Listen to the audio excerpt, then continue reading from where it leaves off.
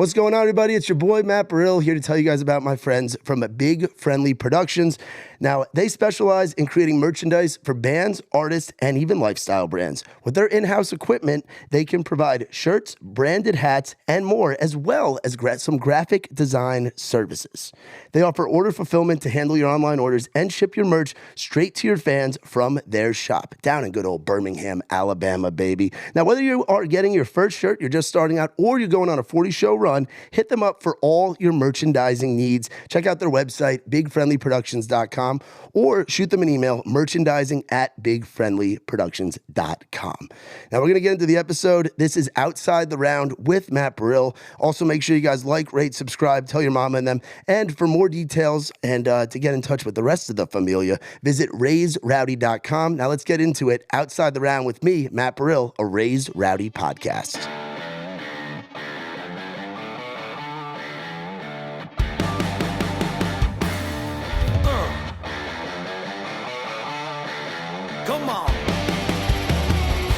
This is Outside the Round with Matt Burrill, a Raise Rowdy podcast.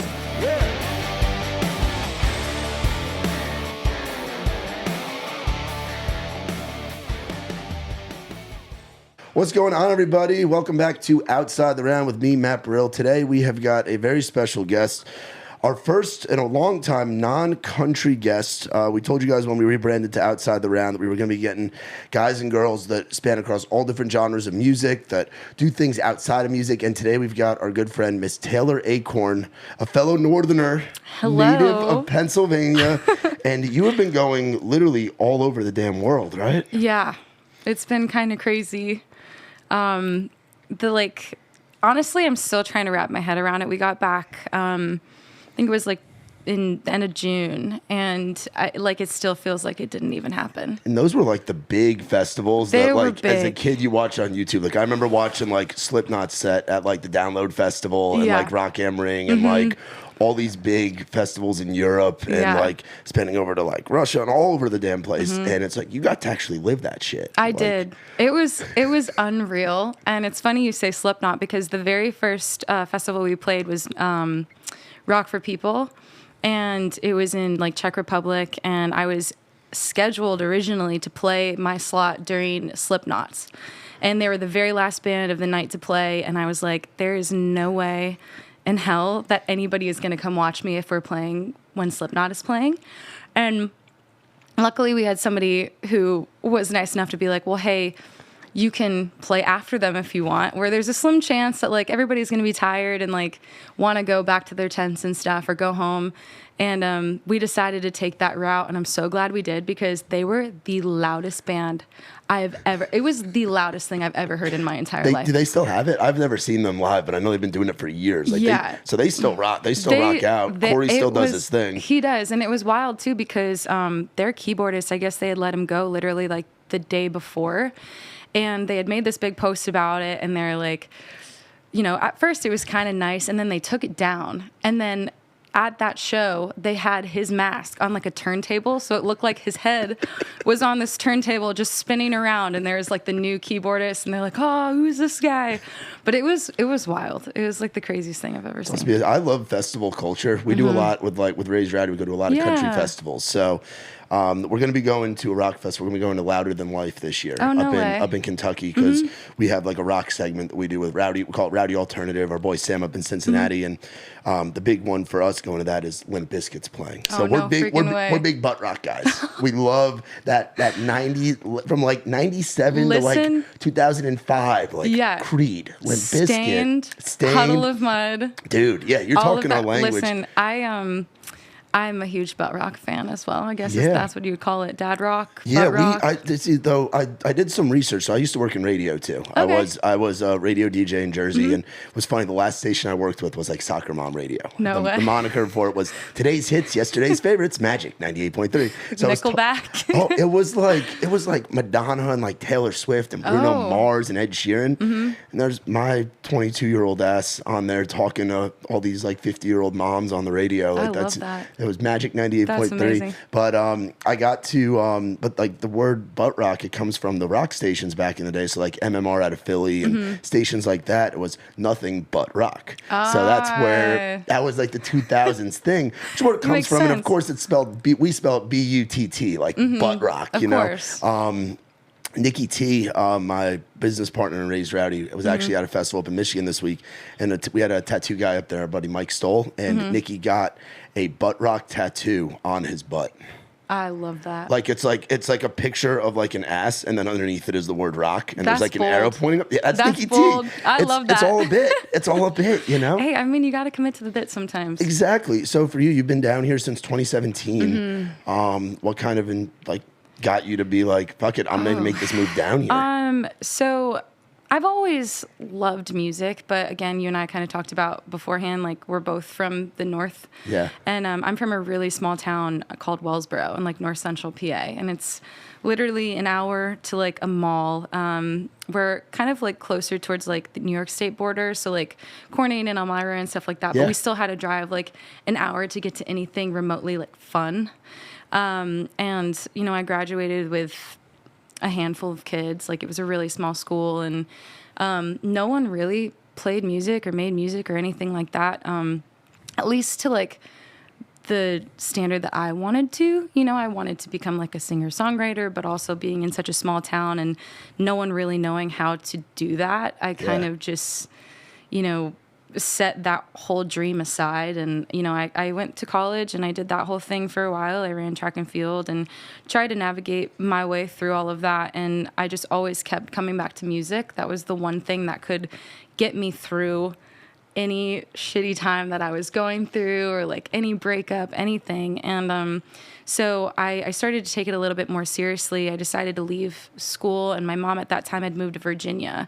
And I was working at Texas Roadhouse, and I would go around and I would just like play like 3-hour sets at like a diner or a bar or something like that. And granted, no one would ever like really show up to watch me. It was like my mom and maybe a handful of friends. And at the same time, I started doing little YouTube videos, and I would do covers and things like that. And a guy who was actually interning at Universal had found me on YouTube. Because I had like one random Taylor Swift cover that just went absolutely viral. It was like when she had taken all of her work off of the internet and you could only buy it. A great time for Taylor Swift covers. Yes, and I did a cover, and what happened was somebody like took that cover and they pitched it up, and everybody thought it was Taylor Swift when it was really me. I remember going and like burning a CD of like Taylor Swift songs, because obviously like broke, don't want to have to buy a whole album. Yeah. I remember listening to it and giving it to my sister, and she was like, "Why does this sound like you?" And I looked, and it was me. They had just taken my voice and like put like 1989 cover over it and just, you know, acted like it was Taylor Swift. But he found me through that, and then he was like really encouraging me to go to Nashville. And at that time, I'd kind of started dabbling with writing. I didn't know if I was any good, and I wouldn't really share it with anybody. And then I started like kind of posting videos of my songwriting here and there. A lot of them I would delete because I was just like so insecure about it. But were you writing rock stuff, or was it country at that time? I mean, like, I don't really know, because my wheelhouse and what I've always loved is like rock music and like pop punk. And I grew up, you know, listening and going to like Warped Tour, so listening to all those Warped Tour bands like Soy So Far, Mayday Parade, like All Time Low, all of those bands. And then I kind of found my way into like the deeper rock scene, like In This Moment and stuff like that, which I don't think I could ever write that kind of music, but I did love it. And so I think like the style of music that I was writing was just kind of like a big mix of all of that. But I think my tone, whenever people would listen to it, they would instantly think like country.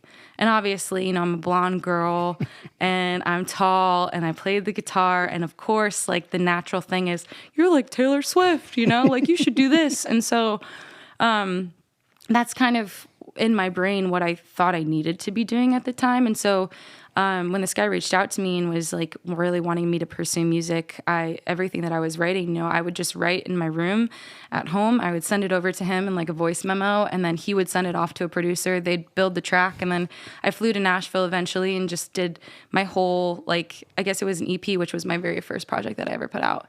That's and awesome. So it was like very weird how it all happened. And then from then on, I was like, I guess a country artist, Yeah, doesn't it feel good to now like be doing things that where you're like you figure it out? It takes time being in town, I think, to figure out what your sound is, like who Taylor Acorn is as an artist. Because writing, like, there's a lot of folks I think that come down here and they get stuck in the country thing, and now Nashville's as much of a rock town. People don't realize that. There's a lot of rock coming out of Nashville. East Nashville, big rock scene. Places like The End, like Marathon Music Works does a lot of rock shows. Like, there is a big rock presence here. And there's so many, like, guys like Aaron Lewis, you were talking about Stained. Like, there's rock artists, like heritage rock artists that live here now. And it's as much a rock town as it is a country town. Like, so the perfect time for someone like you to be doing what you're doing. I know. I mean, and honestly, I think if there are a lot of times where I like look back and I'm like, damn, I wish I would have just like stuck with what I wanted to do from the beginning. But you're right. Like, we moved to a town like this to find our sound and to kind of figure out our own footing and like what we want to say as artists and things like that. And so like for me, I was, again, like so fresh to everything. I had no idea about the music industry. I had no idea about like writing music with other people and anything like that. And so I'm really happy that it's happening now, because I feel like if it would have happened then, I wouldn't have been able to appreciate it as much as I do now. Absolutely. And like live through the moments that we've been through, like going to Europe and doing those things. Like, it's insane. Like to look back on like all of those times and how I even got here to begin with is like insane. Yeah, what were you guys traveling around in Europe? Because I spent a lot of time on the road. I worked up until recently as a tour manager for Trey Lewis, so I was out on the road with him in a van and a bandwagon and a bus, all kinds of stuff. And before that, I was out with Muscadine Bloodline selling merch. So I've done the touring thing, done the 100-something shows a year, and gone all around the U.S., but I've never gone like international. Like, so for you with the touring stuff, is it like, is it a lot of like van touring right now? Or it was. So it was van touring when we were out there. We were in like a little Sprinter. It was crazy because the way everything was set up, we were kind of set up to fail. I won't lie. I was working with somebody who kind of was like, go, go, go, go, go. Yes, yes, yes to everything. And we were getting a lot of festival offers. And I mean, it was insane and kind of unheard of for like a person to get that many, like their first time out there. Yeah. And so, obviously me, I'm like, hell yeah, I've been wanting to do this like my whole life. I'm ready.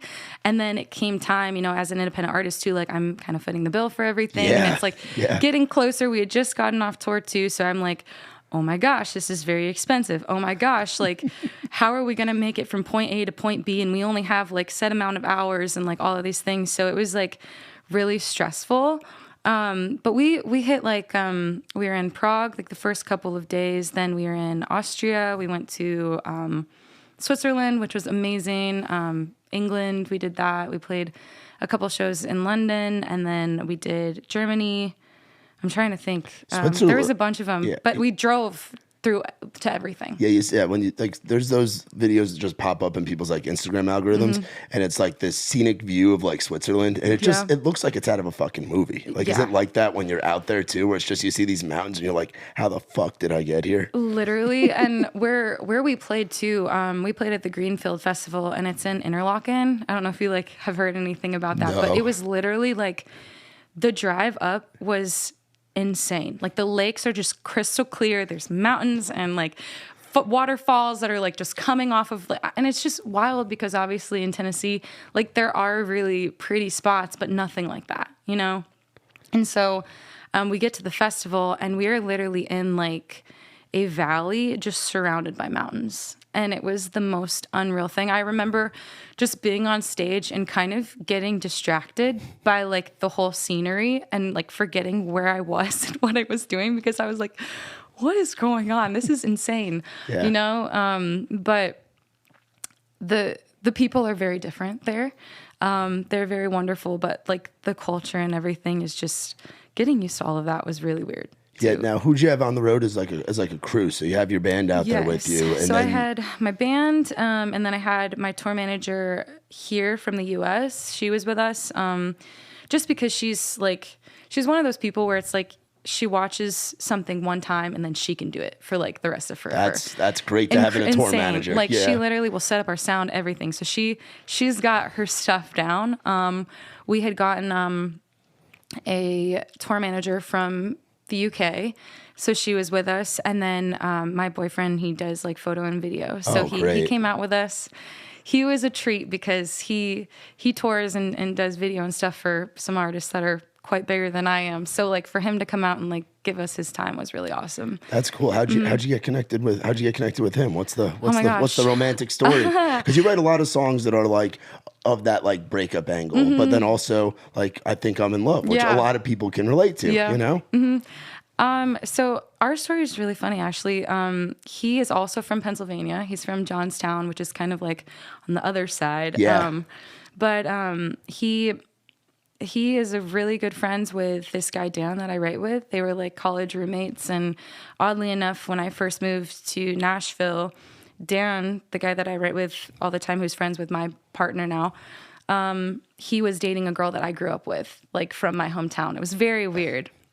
And so we kind of all got linked up that way. And at that time, I was in another relationship, kind of doing my own thing in the country world. I just started like with my publishing and everything like that. So my head was in a completely different space. I think I had met him in like passing super quickly. And maybe he messaged me on Instagram and was like, I heard you did track. We should all go hurdle sometime. And he was actually talking about me going hurdling with him and his girlfriend at the time. What a line. Very weird. Yeah. Yeah. He was like, I just don't know anybody that like ran track. And so I guess he just thought it would be fun if we all like went to the track together or something. And I just remember reading it and kind of just like disregarding it. I was like, yeah, whatever. Yeah. And then fast forward a couple years, Dan, his friend, was playing for my band. And my Dalton, my boyfriend, he had come and he was there to like take photos and stuff like that. And I kind of, met him again. And I was like, oh, this guy's pretty cool. And then, a couple years went by after that. And then like right before COVID hit, I started hanging out with Dan and like his friend group a little bit more. And I saw Dalton. He came into the studio one day, and he looked completely different than he did the first few looks times. good. He had just got back from Europe too, and he had like green hair and like just skater boy aesthetic. I was like, who is this guy? And I'd asked Dan. I was like, is he single? He was like, yes, he is. And so I shoot my shot, and I slid into his DMs, and the rest is history from there. Awesome. I'm in a happy relationship myself, and it started out of the DMs. No way. It was she reacted to one of my stories. That's so awesome. It wasn't intentional. Like her and I had never really met each other, and then she met up funny enough at Tin Roof to watch one of our buddies play, and then it started as like a casual thing, and now it's like, oh shit, That's I think I'm in love. How long have you guys been together? So we started hanging out in November, but we've been way. together been like fully together since like middle of April. That's awesome. And now I'm like going, she's got a little daughter. So I was like at her kid's birthday party at a trampoline park with a bunch of screaming 5-year-olds this weekend. I love that though. But it's funny how that works. And you're talking about COVID, and it's like obviously one of the weirdest times in world history. But I feel like so many people found themselves and like had, like for me, I found myself during that time. I moved down here in 2018. I was like bouncing on Broadway and going out on tour with the Muscadine guys. And then the world shuts down. I had time to kind of find myself and then find the friend group that I think I needed to be with the whole time. And I want to be where I'm at right now, like, especially in this room, in the Trey Lewis DM Monday Studios without awesome. COVID. So it's like, it's funny. Like, so for COVID, were you down here? Did you go back to Pennsylvania, or like, what was your 2020 like? I was here. It was, I had just actually moved into a house with my best friend, Emma, and another artist. And so like we literally, like we had just moved in. We're like, oh, single girl summer. It's going to be awesome. Like, and then one of the girls ended up getting a boyfriend. And then obviously I met Dalton again. And yeah, I mean, he and I started talking right before COVID hit, and then we got stuck in it together. So we stayed here in Nashville, and it was really fun. I mean, I won't lie. I think we were probably one of the first groups to ever get COVID. Yeah. Which was kind of scary at the time because like no one really knew what was happening. And the girl that I lived with at the time, she had tweeted about it, and Bobby Bones reached out to us, and there was like this whole like radio segment, and my mom heard it, and she was like calling. She's like, "Oh my God, what's going on?" Like freaking out. I think I know the artist you're talking about too.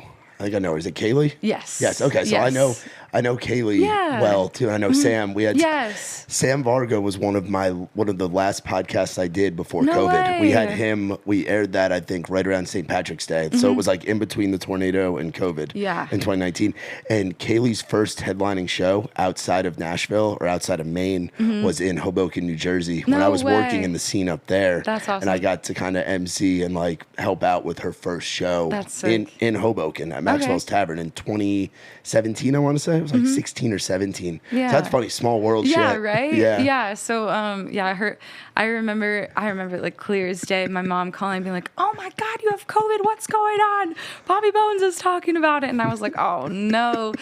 But we were totally fine, and we had so much fun. Like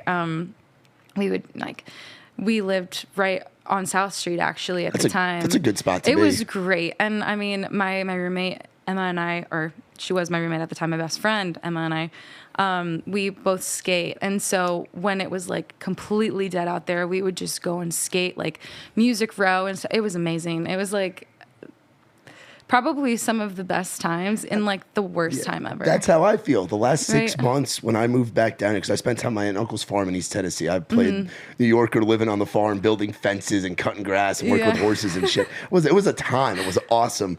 But then coming back, I started playing pickup kickball games with people. And There you go. that's how I met Trey Lewis, and was very involved when Dick Down in Dallas came out. That's and awesome. all that stuff. And it's like, but that last 6 months, it was just bonfires at people's houses because the Right. bars were closing at 10, like not being able to do the things, everybody being off the road Yeah. and getting to actually hang out with each other, Yeah. and being able to hang out in small groups with the small group that you wanted to hang out with. Yeah. Not going to Red Door and playing the, hey, how you been? Oh, you been on the road? Oh, I've been on the road. It's just like Yeah. the bullshit conversations you have at Winners and Losers and fucking Red Door and Live Oak and Tin Roof, which I love all those places, but it's not, there's something to be said for just hanging out with your crew and bonding Right. in a time where you're kind of stuck. Yeah. I mean, our biggest comparison, I mean, I remember Emma and I, we had a lot of conversations about it, but her and I mean, the biggest comparison was it felt like a summer when we were back in high school. Yeah. Like, because, you can't go out and do anything. You can't, like, go out and drink. You can't go and, like, socialize like you usually are able to. And,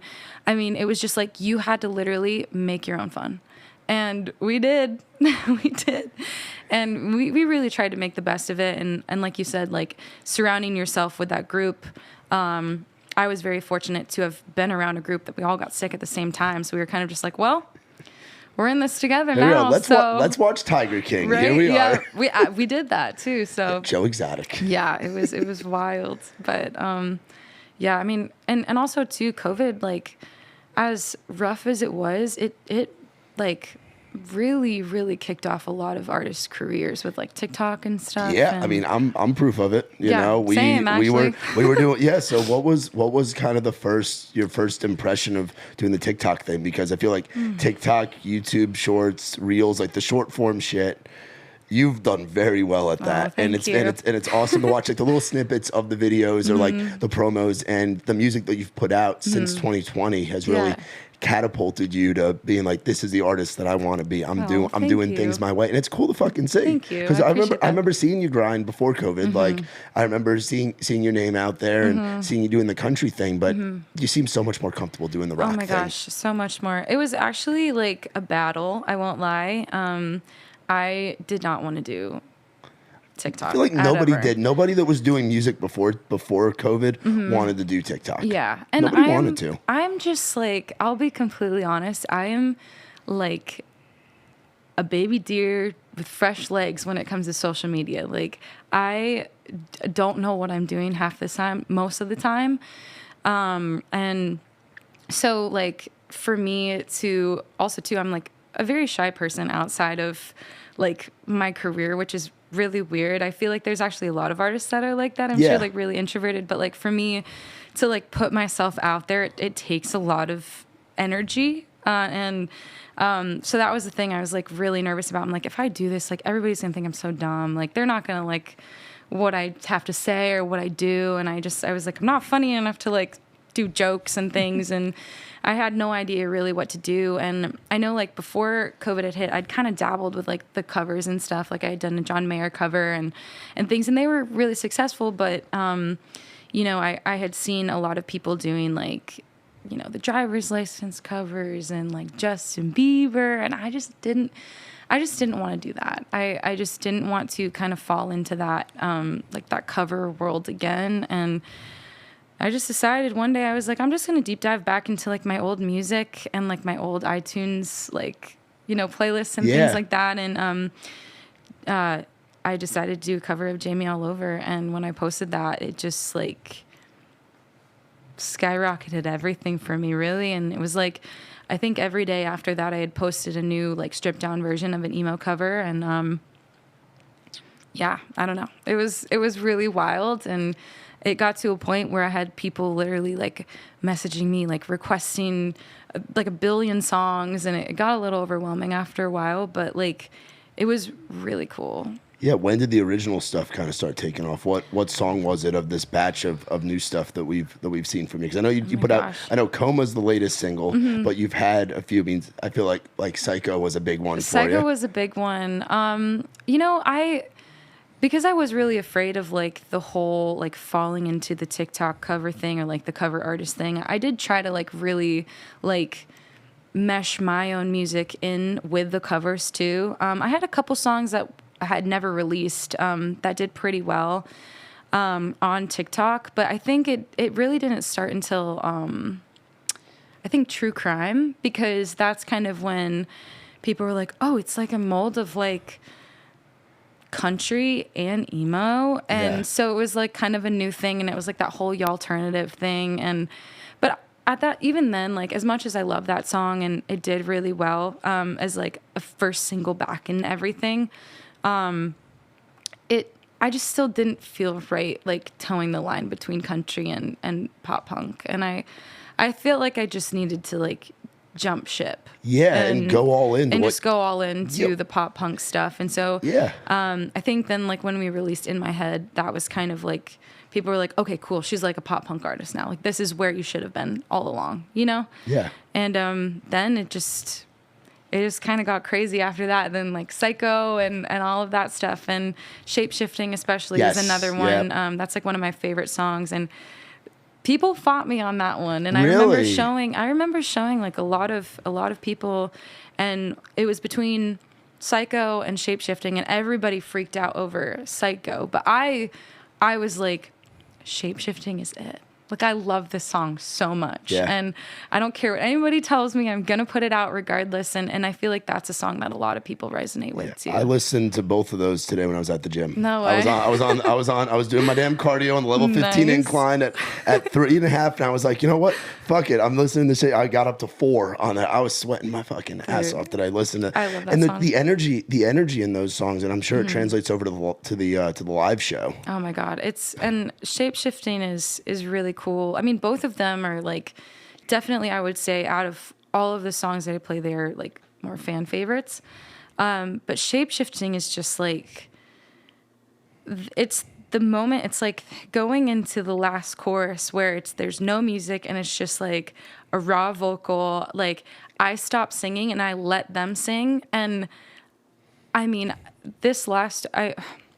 when we were at Download Festival was actually like probably the most eye-opening thing for me, because there was probably like 7,000-8,000 people in that tent. That's a lot of fucking people. And I think every single person was singing that part. And in another part of the world, hearing your music. Yeah. And it was just like crazy. It was insane. And so like I'm really happy that like of all the songs, people love that one. And like I've seen so many nights that we've played where like people really just like feel that one and they really get into it, and you know they'll come up to me afterwards, and also in like videos and too, it's not only just like women but it's men, and it's like kids. I'm proof of that. I'm a Taylor Acorn stan. I listen to that shit. Yeah. So yeah, like I'm really proud of that one, and I'm really glad that it's done what it has, and it's also still hanging on. So. Yeah. Oh, it's just continuing to grow, and that's like the power of. I mean, obviously, it's different now with streaming, but I feel like streaming has given so many artists, especially on the indie side, like yourself, an opportunity to be heard by the masses around the world. And playlisting is so key. And I saw you're on quite a few playlists, which that's got to be pretty fucking cool too. It is, and I won't lie. I had I always kind of had like lost hope in playlists because I was like, they're not going to playlist me, you know? And then when the stuff started taking off on TikTok, I just saw a very organic like crossover from like that platform to Spotify. And I think that's when they're like, okay, wait, something must be going on here. So they started adding me to some playlists and stuff. And also too, I think like a lot of the curators had no idea where to put me because you look at my Spotify and you see like all of like the recommended artists and they're all country. Yeah, and so I it's noticed like, that today, what is yeah. she? Is she country? Is she rock? Is she pop? Like no one really knew where to put me. So I don't blame them for like not knowing, you know, what playlist to stick me on. But I'm very thankful for the love that they've shown me. I kind of like when an artist like creates his or her own genre. Like you see that a lot right now in country. Like a great example, we had I don't know if you're familiar. Do you know the duo Lakeview? Have you seen them? I've heard of them, yeah. So they're guys that grew up in the hardcore scene. Yeah, but they like, do like metal, right? Yeah, like the Christian like hardcore scene, like the straight edge, like guys that are there to just deck somebody in like a Fox's Pizza Den, like weird, Red, like that kind of band, like that, or like the what the fuck is up Denny's, like that style, like that world. But now it's like they've blended that with like country. That's and their cool. shows are still like hardcore where they want the country crowd to do a circle pit. They're trying to get to that. But it's That's like people ask me, insane. they're like, what's Lakeview? And I'm like, it's Lakeview. It's its own thing. It's Just its own thing. It's like if someone asked me like, who's this Taylor? I'm like, she's doing music her way. It's not country, it's not pop, it's not rock. It's a little bit of everything because there is storytelling within your songs. Where like the songwriter like country stuff is kind of in there. Yeah. But the fucking riffs and the grooves and the melodies and the breakdowns are sick. Thank you. It's really I fucking appreciate cool. that. So have you played a lot in town? Like did you do the whiskey jam thing, the downtown thing at all? Like were you ever a Broadway person or? Not really. You know, I would do like writers rounds here and there, and like, you know, I think a few times I played at like Wild Horse Saloon and stuff, but like I would usually play outside. Like I did the circuit where like we'd play like Saddlebags and like we'd go to like Dubuque, Iowa. I know, like Saddlebags. I've had some times down there. Yeah. Savannah, Georgia is a time. The one of the weirdest load-ins you'll ever have because you can't park a fucking vehicle on that cobblestone road and you're just in like this basement. Yeah. And those kids, those guys and girls down there get wild. They're Saddlebags wild. And it was so funny because like when I would play there, I mean, I would do a lot of my like original stuff, but we played like pop punk songs. Yeah. Like we played emo like songs. And the kids out there, they would go absolutely wild. We had a handful of times where like I would have somebody come up to me and be like, play Cody Johnson, like get mad when I was like, no. I don't. That's not me. Yeah, I was like, that's not me. Sorry. Like you're gonna hear, you know, The Middle by Jimmy World. You know, but yeah, I mean, we played a lot of pop punk covers and stuff, and it was cool because I think like people weren't really expecting that, especially at like a country bar like that. Yeah. And that was always a really fun time also too. Like we'd go ride the bull after and stuff. Oh, yeah. So Saddlebags, you said Iowa. Where else were some other early spots for you? Because I think we've done kind of the similar like club circuit, especially in the Southeast and in the Midwest. We do like, I'm trying to think, like we play in Georgia. I can't. Did you ever do Athens? Did you ever do like 40 Watt or Georgia no, Theater? We played at like Was it Hedges at the time? See, like we didn't really play a ton. Like we would do like really random things. Like we played at like this, I can't even remember what it's called. It's been a minute. But it was like a barber shop that like turned into a theater at night kind of thing. Like a some Georgia music shit. venue. Yeah. Yes. And like we would do like little things like that and like just random like one-off things. But like as far as like the touring goes, it was always like, Saddlebags or like. Did you ever go to Statesboro? Mm-mm. You never did the Blue Room? Nope. Okay. Yeah. Because that's a place where the pop punk stuff does what? There's rock bands that go into there. Mm-hmm. Because Statesboro is like the home to like where Luke Bryan started and Cole Swindell and Dylan Marlowe and a lot of these, the South Georgia, the good old boys, the country boys. Yep. But there's a lot of rock love in the Southeast too and in Georgia. Yeah. Mm-hmm. Like, I mean, Atlanta is one of like the best cities to play. Yeah. And that one, I mean, we always have a really great turnout, and the kids show up and they sing loud. Yeah. They do. And it's really fun. But it's so different touring in the world that I'm in now versus in country. Because now I'm like actually getting to hit like I guess it would be considered more or less like touring now than it was before when I was in the country world. And so like I'm getting to hit like all of the East Coast cities. So do you have a lot of stuff coming up? I do. So I'll tell you, we have a first headlining tour in November. Congrats. That's fucking awesome. That's got to feel so good from doing the Weekend Warrior shit and going and playing just random spots where you're mixing in a lot of covers to these people are paying money and they're buying your merch and they're paying to see you sing your songs. Yeah. Like that's so fucking cool. Thank you. And I mean, we've done a few like support runs. Like we did the first real one was like Real Friends and the Home Team and With Confidence, like those bands was just like crazy because I was like, I literally went from playing country music, now I'm like thrown into like the deep punk scene, you know? And then we did like the Somerset, but and those were so awesome, but I'm ready. I think it's been such a long time coming now. I feel like it's also really cool because I have a lot of fans from the country days that have stuck with me and like are showing up to like these Real Friends like tours and these Somerset tours, and they're like, I've never even heard of these other bands, but they stick around and they listen, and they're now kind of like incorporating pop punk in their own like playlists and stuff. It's really cool. That's awesome. So it's gonna be really interesting seeing like what we end up doing for like the headlining stuff. It's gonna be a mix of like moshing and crowd surfing and then like country. Have you crowd surfed yet? I haven't, but I do. I mean, my tour manager, she usually does like the last show. She just jumps. Oh my God. She'll just go like, and I'll see her just like flying through like the crowd. And I'm like, you're supposed to be on the side stage. What are you doing? That's awesome. Like, what if like my guitarist, Ricky, I'm like, what if he needs something like his string breaks? He needs his other guitar or something like. She's just flying I'll see around. her. Yeah. And then like sometimes my camera girl, Ellie, she'll like go up and she'll do it too. But we get a lot of crowd surfers, which is like, so I like just get so excited. That brings back the nostalgia of being at the Warped Tour. Like my college girlfriend, she was also from Pennsylvania. Because I went to Rider University, so right on the Bucks County border. So I spent a lot of time going over to Bucks County, and I got brought to an All Time Low concert. It was All Time Low, State Champs, and Issues. And it was and this was 2016, I think.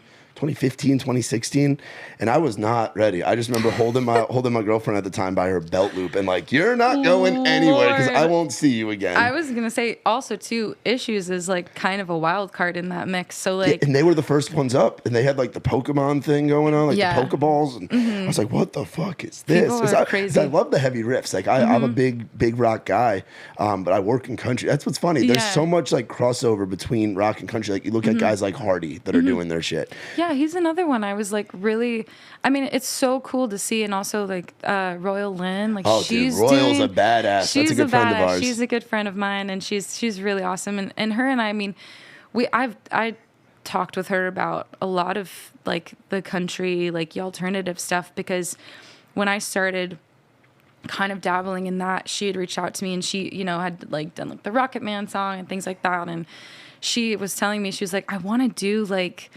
metal, but I want it to also be country. And I was like, that's really interesting. Yeah. But I mean, obviously, like, she is doing such a good job with it, and like there is a lane, like there's a lane for everything. And also too, like you said, like, you're a country guy that loves rock music. There are a lot of country people that love rock music. Yeah, I mean, you see it, and then you see the crossover, and I know she's a co-writer with you, Cassidy Pope. Yeah. Who started out literally as one of the forefathers, I guess, foremothers of pop punk back with the Hey Monday stuff. All hail. And to see where she's at, to see then the transition that she made, and now where she's at, where it's like a little bit of a blend of all of it, and she's getting to do what she wants to do.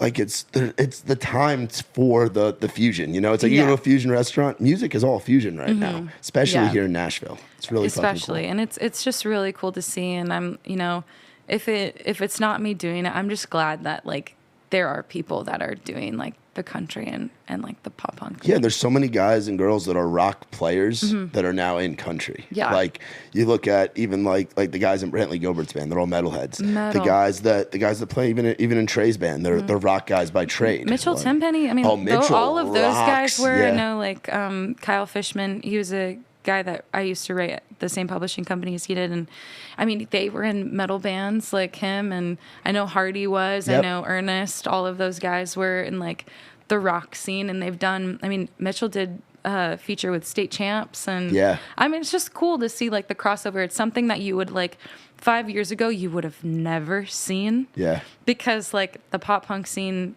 like that Warped Tour scene was not cool.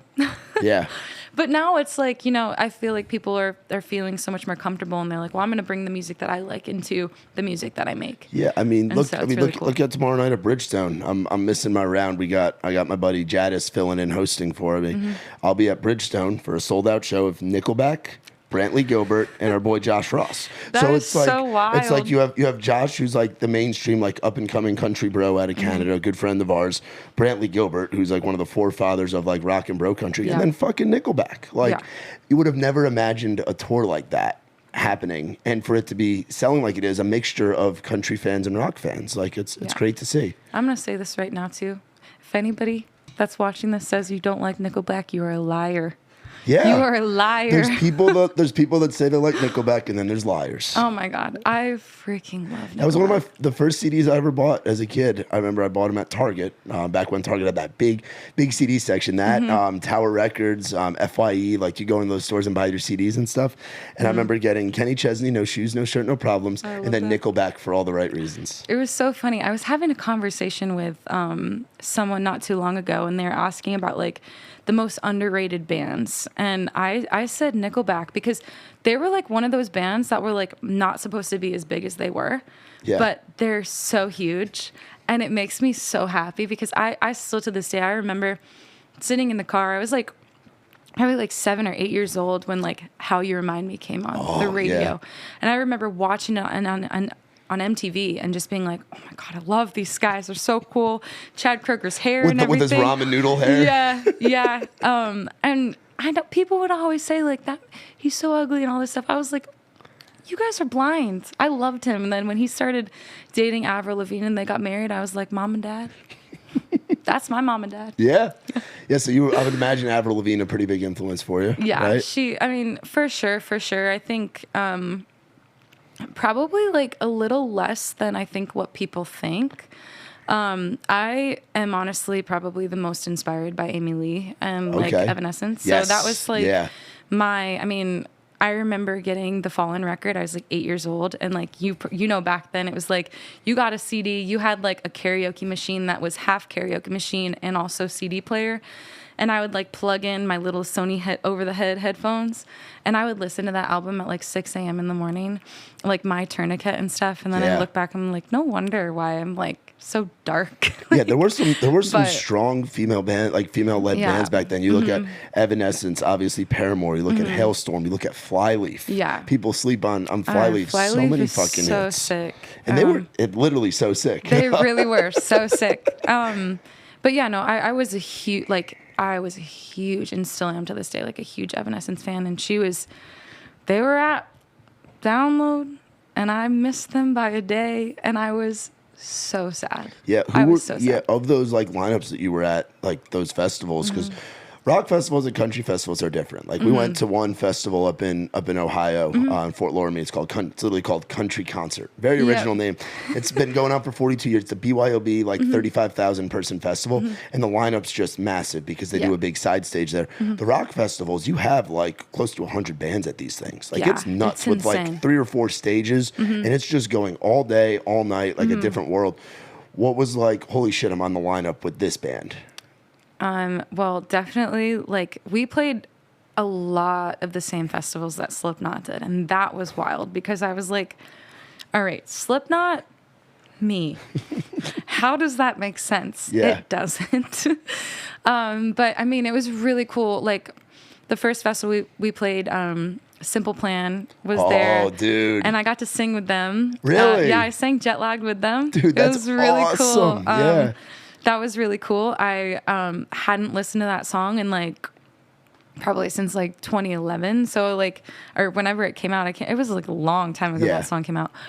And I had to like relearn it that day. I had like 2 hours to learn it again. Yeah. So I went on stage and I sang that with them, and it was really cool because I was like, this is a band I've looked up to, and like physically remember like watching their videos on like MTV. Yeah, when you would have TRL. when you would have TRL and you'd see a good Charlotte music video followed by a Simple Plan, followed by a throwback to Sum 41 in the early 2000s. Like those were the good old days. It was insane. And I mean, like, even, you know, I love the band I Prevail, and like being on the same lineup as them too. And like, I mean, there's a lot of bands that I really love. Like Sand Atlantic is a pop punk band I really love. I'm trying to think of like the bigger artists. Evanescence, I mean, that's crazy. Just to even like see my name and like them on the same like little banner. Yeah. Machine Gun Kelly, that was really Oh, cool. what is his show like? Because he's another artist. Talk about fusion and just having different chapters within his career, from rap to rock to this to that. Like he's all over the place. I mean, it's a rock show now. It's really cool. And he like, I mean, he's kind of crazy. He like climbs on like all of the like the stage setups and stuff. Really? Yeah, he's like pretty crazy, but yeah, I mean, it's really cool. Like Mod Sun, just people that I would have never ever thought in a million years I would be remotely even on this close to in person. You know, that's wild. I'm playing the same stages and stuff as them, which is really cool. So I got to ask some Pennsylvania questions. So yeah. this is a big one. This is like in Jersey, you have the division of Taylor Ham and Pork Roll, and South and North Jersey fight over Central Jersey existing. In PA, you have Wawa and you have Sheetz. I feel like you got to be a Wawa girl, right? You're an Eastern PA. You're a Sheetz girl? I'm a Sheetz girl. I like Sheetz too. There's something about those dollar hot dogs. There's something about them. I swear, mac and cheese bites. Oh, yes. Mac and cheese bites, Big Mott's. Yes.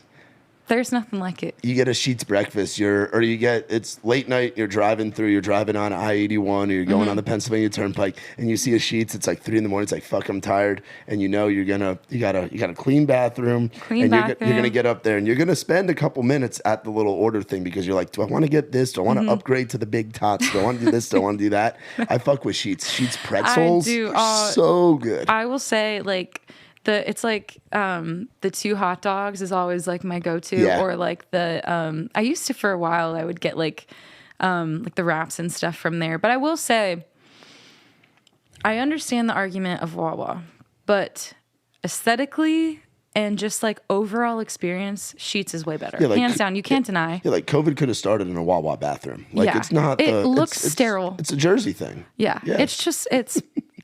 I'm so sorry to anybody I love Wawa. I do. Okay. I went to Kutztown University. We had a Wawa very near, but I like every time I go in there, I'm like, why does this it just is bland. Yeah. It's not as exciting as Sheetz. Yeah. So my family lives in Delaware now. Okay. They just moved down from New York to Delaware full time.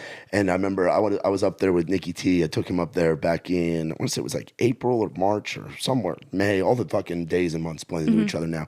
And we stopped at a Wawa on our way out, and it was the most chaotic experience I've had. I'm from New York. I know chaos. Yeah. Like I've also been to a Buc-ee's, which Buc-ee's is a whole nother animal. I've been to a Buc-ee's on a Sunday after church. Yeah. Like not I wasn't in church, but they were in church coming out of it, and there's just people everywhere. Being at that fucking Wawa, it was just chaos and Chaos. just people running everywhere. The folks weren't very friendly at the counter. You could tell the person behind the counter was supposed to be making the hoagies, popped out to smoke a cigarette, Oh, like Lord. just and backing up the line and everything. Yeah. And then, did you spend a lot of time going to Philly as a kid? Not really, because we were definitely closer. We were like kind of in the middle. Like we would go to Harrisburg, and like I would go to Philly more so when I was in college, like for shows and things like that. So you've been to the Milk Boy and TLA and all those places? Yeah. So we actually played TLA. And I was like, it was insane. Yeah. It was so cool. And Philly is always just like crazy. And like that strip, it's a free for all. Like there were people literally driving their 4-wheelers downtown. And like I walked outside because I had to leave early. Both of my bandmates are also from Philly. So like my whole camp, we're all from Pennsylvania, except for my tour manager. She's from Baltimore. So we're all like pretty north. much. That's Philly. also northeastern mid-Atlantic trash. We're all cousins here. We are, We're all We're all similar. like related some way, shape, or form. And so,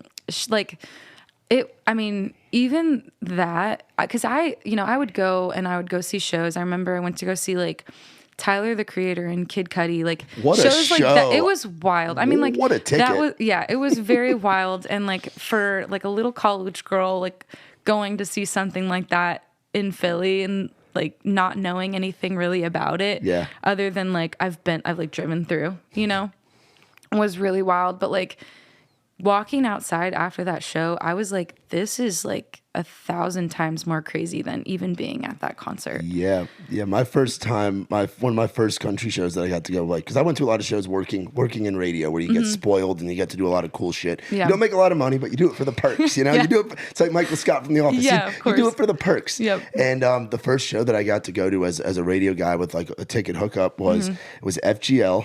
No with way. Colt Ford and Dallas Smith opening, and it was at the Tower Theater in Upper Darby, PA. And I remember we took the train in. We took the SEPTA or the Patco or one of those. And I remember being on this train. That was back when I was still drinking. I was just being drunk as fuck and being like, what is going on? And then I went to a Mummers parade one time on New Year's. You're familiar with the Mummers stuff? When everybody dresses up, it's like everybody dresses up in drag. Drag shows are big in Philly, and they have the neighborhood, which is the nicest part of Philly. Philly's a dumpster fire, but and chaos, but like the neighborhood is like the cleanest part. Just like in Jersey, you have the Asbury Park, which is very, very clean and stuff. But yeah, Philly was just, and coming from New York, I always had my thoughts. Like I'm never gonna go to an Eagles game because I'm a Giants fan. Yeah. But like, are you a big sports person or not really? I am. I'm more hockey than football. I mean, my boyfriend, his family's like huge like Steelers fans. Like okay, cool. So that's Raised Rowdy. We have a bunch of black and yellow stuff because Nikki T founded Raised Rowdy back in Pittsburgh. No way. That's so awesome. he's a Pittsburgh guy. So we'll hook him up with some black and yellow stuff where we keep everything in Steelers, Pens, and Pirates colors. Did he cry when Ben Roethlisberger left too? I mean, yeah, he was upset. I mean, but Nicky's also in his 40s, so he remembers like before Roethlisberger got there. Yeah, he remembers like the Bill Cowher days and like. But yeah, and that's how I felt watching Eli Manning. It's like the era of watching football as a kid. All those guys are gone now. You don't have Peyton and Eli Manning. Tom Brady's even gone now. This is the first year without Tom Brady in forever. Yeah. Big Ben. He was. Did you ever? We actually played at. You ever go to Milledgeville, Georgia? Did you ever play there? No. So we got to play at the club where he had his controversial incident. Oh, his bathroom incident, like he crashed his motorcycle and shit. Yeah. Yeah. That Big Ben, he's a character. Yeah. My boyfriend, I've never seen him cry, and he cried when Ben Roethlisberger. Does he have a terrible towel? Does he have one of his yellow ones? They're just like, they're diehard fans. Like, I mean, through and through. Like, even pretty much with like all of the Pittsburgh sports, they're huge Penguins fans too, which I love because I'm a Penguins fan. You are? Okay. I am. So I'm glad you picked, I'm a Rangers fan, and then what's nice about us being from the Northeast, we can pull for our teams, but we can also pull for the Preds because they're Western Conference. So there's no conflict. They play each other twice a year unless they both make it to the Cup, which doesn't usually happen. Like for some reason though, like I love Nashville so much, but whenever the Penguins play here, they like treat us like we're their worst enemy. Well, yeah, because of the Stanley Cup in 2018. That was the closest they've come. That was the closest a they've Nashville come. team has come to winning a title since the Titans back in the 90s. Like I know. they were there, and that so you were in Nashville at that time. I just moved here. Yeah, because that summer, and that was I moved that fall. That summer was when you had CMA Fest and the Stanley Cup at the same time. Yeah, and it was wild. And then you had Bonnaroo going on down the road, all at the same time. I And remember it was just chaos. I remember I was at I think it was Martin's Barbecue. It was like one of the last one of the last playoff games between them, and it was like it was very close, and I think it was Sidney Crosby scored, and you couldn't hear a pin drop in that place. Everybody was just like so mad, and I was kind of drunk, and I was like, whoa. Everybody just turned around, they looked at me, and they're just like giving me that death glare. That's funny, yeah. Like, you're gonna die. Yeah, one of my favorite stories from when I was at Whiskey Row, because I was a door guy there. I went from being in a radio station and working like 5Ks and talking to soccer moms and being like, here's the new song from Taylor Swift on Magic 98.3, Yeah. to working the door at Whiskey Row. So I saw a lot of shit. I saw Broadway, the worst sides of people come out on Broadway. And there was a lot of teams when they come to play the Preds or come to play the Titans, they'll come in a day or two early to go out in Nashville. Yeah. And there was one day, it was like a Monday night or a Tuesday night, and there happened to be a lot of like Canadian people in town for something. And I remember everybody just looking around, like being like, oh shit. I was like, oh shit, who's here? And I turn around, and the entire Penguins team is in Whiskey Row. And I remember my security, our lead Jay at the time was like, "Hey, so make sure nobody fucks with these guys. Like they're our guests. Like treat them well. They're good." And I remember Crosby had to go to the bathroom on the first floor. And I remember having to stand outside of the door to make sure none of these Canadians went in and like freaked out on him, because he's like a god up there to the Canadian folks. I mean, he's a god to Everyone. a lot of hockey fans even here. Yeah, he said the kid. Yeah, he's the guy. insane. He's the guy. But I remember like and they were all really nice and very like him, Malkin. Those are some big motherfuckers. Marc-Andre Fleury was on the team back then. Oh my like, God. It was that golden era of the Pens from like, because I was 20. That was like the winter going into 2019. So yeah. When he went to the Knights, it was the saddest thing. Yeah, ever. and then he had success with the Knights. He did, and it was like, but it was kind of messed up how they did it. Like, I don't know if you watched that game at all. No. When they played the Penguins, it was like his first time back to Pittsburgh after he had left, and they like right before they started the game, they had like an ode to Fleury, and they had like all of these like videos of him playing, and he was crying. I'm like, what a way to get into somebody's head. Like, this man didn't want to leave. He wanted to stay, but I mean, he did really, really good. I think he might be like a free agent or something now. So you're a big hockey fan. I am. I love that. That's I am, awesome. Yeah, I do love hockey very much. What are some other things that you're like, some other like interests that people would be like, oh, I wouldn't expect Taylor Acorn to be interested in this? Like skating makes sense. Like, Yeah, you skating look like a makes girl that sense. knows how to ride a longboard. Like, I mean, I like, I'm sure a lot of people know this. I'm really into fitness. I have been for a while. track and field girl makes sense. I ran track and field. One thing that a lot of people might not know though, is that I bodybuilded for a decent amount of time. Like, Really? I competed. Yeah. What was that like? It was weird. It was That's really a whole. weird. That's a whole culture and a whole world within It itself. is. And it was really interesting because my brother, he also works in like the fitness industry, I guess. Yeah.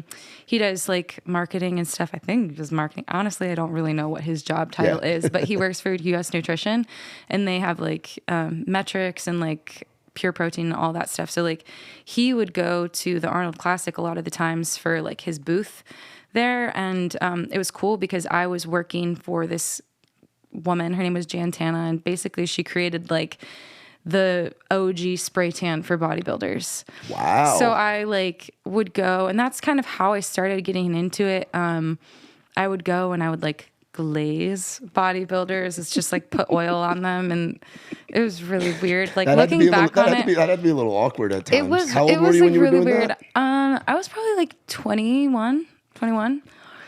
It was weird. Just glazing all these Just steroided glazing jacked the dudes. steroids. Yeah. And a lot of them are a lot shorter than you would think they are. Yeah. A lot of them are foreign too. And like, so they like, I'd be glazing them and they'd be like saying like weird things to me in like a different language. And I'm like, this is really awkward. But, I would like work the booth for Jan too. Like I would model or whatever. And, I started kind of getting more into the scene. I knew like, I'd met a lot of people, in that world and, you know, obviously started competing and stuff and doing all of that and training a lot. And I, you know, was at that time I was like going to get like my personal training certification and everything like that. And so that's like a weird part of my life, but I've always kept fitness in my life. I can see like that. I can tell that you work out and that you run. And I've recently gotten back into it because my girlfriend's really into fitness, and then my sister went to Scranton and got her doctorate in physical therapy and everything, and she works at a physical therapy thing and does like CrossFit and does like. What is it? Is it the Murph? Is that the big workout thing that people do, like around Memorial Day or something? Yeah, it's really hard. There's all those. Yeah, like she does all that kind of shit, and she'll go and like run a 5K like that. And then my brother was a track guy, so I think he's doing the Philly Marathon coming up. Cool. Because his girlfriend was a runner too, and she was like, "Yeah, I'm doing it," and he was saying something to my parents about it, and was like, "Yeah, I'm doing it," but he won't do it with me. And he was like, "Oh, fuck it, I'll do it." And it's like, how can you just say, "Oh, fuck it, I'll do it," and then just go do a marathon? Like how that's insane. Like every other sport's punishment is running. Yeah. And that's what your sport was. It literally was. Were you distance or were you like short distance or what? The furthest I would run was like a 400 meter. Okay. I like in high school, it was weird. I was like one of those, sounds like so cocky to say. I was like one of those like athletes that they would kind of stick in whatever event if they wanted points. Yeah. But I had done track pretty much my whole life. Like my dad was a really good track athlete, and he got me in it when I was really young. Like I started when I was like 6 years old. Wow. And we would do like it's club track. So we would go at this time like we had lived in Seattle, like a suburb of Seattle, when I was like young until I was like 11. And we would go and we would do like meets in like Seattle, and we do kind of like all over like Tacoma and stuff like that. And so I started when I was really, really young. And so I kind of like going into high school, I kind of like knew how to do everything. And like obviously being from such a small town, like they don't take it as seriously there as like they would in like the club track that I was in previous to. And I don't know. It was, I kind of did a little bit of everything. I did like the 100, 200, 4x4. 4x4 was like a big thing for me. And then 4x1 also. And then my events were usually like the 1, the 2. And then my senior year, I started doing 300 hurdles. And I found out that like I was really good at those. Well, yeah, you're tall. You can jump. Yeah. And so that year I went to, honestly, it was kind of funny because I had never done them before. And my coach put me in them because it was either I did that or I ran the 400. And at the time, my cousin, being in a small town, you go to school with all of your cousins and your like everyone. Yeah. And my cousin was really, really good at the 400. And obviously you have some like family rivalry there. Yeah. And I did not want to lose. And I knew that she would have beat me if I would have done the open 4. So I decided to do the 300 hurdles, and they put me in a heat. I'll never forget. It was like at our league meet, and it was like all of the schools that we would race all year round were in one meet together. And they put me in a heat with one other girl, and I ended up winning like the whole thing. Like I beat everyone. Girls and guys? No, I mean it was just girls. Like Okay. for the girls, they put me in with one other girl because they didn't know like what my time was. I ended up winning. I qualified for districts, and then districts I ended up getting first, and then I went to states and I got third. No shit. And I was like, I wish I would have been doing this my whole like 4 years of high school. No like that would have shit. been really dope. But when I went to college, obviously I kind of did like. Still did like the 4x4, still did like those races and things like that. Yeah. But they put me in the pentathlon and the heptathlon, which was a lot. Yeah. And then I did the 400 hurdles. Yeah. Did you ever go to the place in New York City where they have the really high like embankments? Is it the Armory? I forget what they call it. The Armory? Is it the Armory or something? Some of my brother used to have to go and do that all the time. No, I never got to do like that. the indoor track stuff where it's like the running and they have like the like goes up and stuff. Yeah, it's a whole other fucking that's world. insane. Like, how do people do this? So what do you got coming up as far as music? So your last release was back in April, and you've been just running all over the all over the road. You've got the headlining tour coming up in the fall. Yep. What do we got as far as music coming? Because I know as a like knowing you now, the writing doesn't stop, the creativity doesn't stop, the thinking about songs in your head and being like, I want to record this, I want to put this out, I want to tease this on socials. Like, that doesn't stop. So I'm sure you got something cooking in the kitchen. I do. So I have a really cool feature coming out this next month in August. Hell yeah. It's really cool. I think it's really cool. I hope that other people think it's really cool too. I have that coming out, and then I have finished writing an album. Let's go. Yes. That's fucking awesome. Albums are not easy, but they're so much fun when you get to have a whole group of songs together. Yeah. And I mean, obviously it's been a really long time since I put out like a full project of just my own stuff. Like literally since 2017. Since then it's been like singles, and then I've done like, like I did like a cover EP, things like that. And so this is like the first time where I have like a group of songs that I'm just like so proud of. And I'm really excited for people to hear them. And it's like, it's me, and I finally found my sound, and it's fun, and it's depressing, and it's like all of the emotions in just one project. And it's hopefully going to come out in September. Hell yeah, let's go. Yeah. Breaking news. That's awesome. Breaking news. Super excited for you. And Yeah. I really appreciate you coming on and hanging. No, and, thank you so much for having me. And I figured we get along, you being a PA girl and a rocker, Hey. a rockin' country chick who does a little bit of both and all that. And we actually do in the I know you'll be busy in the fall. We're going to be doing, so we do a butt rock night I love that. at Live Oak. Do you know Mikey Anger and Dean Purificato or any of those guys?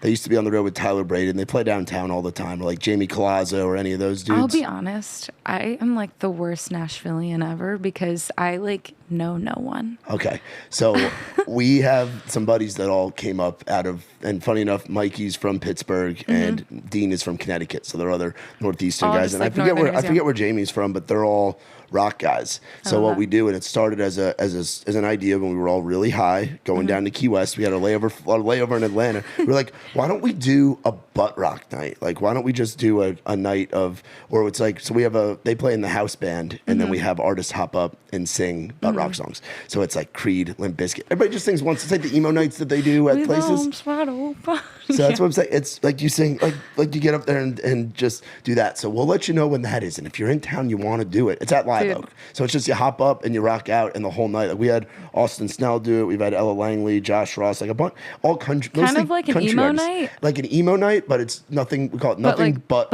rock. Okay. So like I have a Nickelback hockey jersey that I wear for it. Like we go all into it. Dean and Mikey wear like, they have like the, like they look like they're mannequins at Hot Topic. I like love that. they have like CDs hanging off the chain wallet. Like he had like a Creed CD hanging off a chain wallet, and he's wearing like the dark out like Django jeans and like all that shit. Oh my so gosh. we're big into all that stuff and love what you do, and very excited thank for you the so music to much. come. And we love spinning the you. shit out of the music that you got out. Where do people go to find you on all the socials and website and all that shit?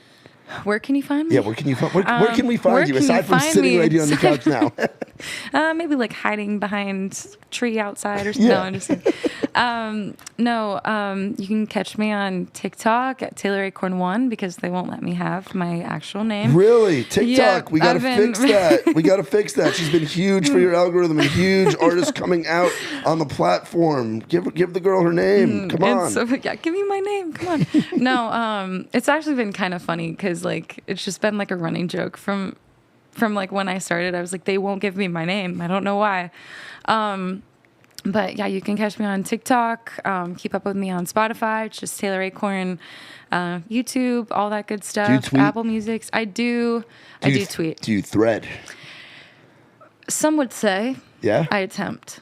Yeah, Threads But is I'm different. not- It's weird. It's different. It is. Like, I feel like And I guess Twitter's not even Twitter anymore. It's X. I just noticed that today. Elon's doing some crazy shit. I just noticed that today. I was like, what? Can I swear? Yeah, Am you I can allowed? swear. I You can was say like, whatever you want. What the fuck is X? Yeah. I was like, I didn't download this. And then I clicked on it and it was Twitter. Like, it was like the whole Yeah, Twitter it sounds format. dirty. And I was like, what is happening? it sounds like a dirty app, but it's just Twitter. I mean, it is, yeah. Like, but where's the little bird? I know. The Twitter community that I have is, they're like, they're pretty unhinged. And so I, like, on there, I feel like I can be, like, my full self. Let's Threads, go. I'm still, like, I don't know. 'Cause it I'm feels treading like- the water there. Because it feels like your Instagram audience on there, which your Yeah. Instagram audience and your Twitter audience, which are both different from your TikTok audience. Yeah. Like, every app's a little bit different. Yeah, and I mean, I try to like be as authentic as possible on Instagram and stuff, but obviously, like, I mean, it's hard because a lot of the times you show like your best highlights of your life. Yeah.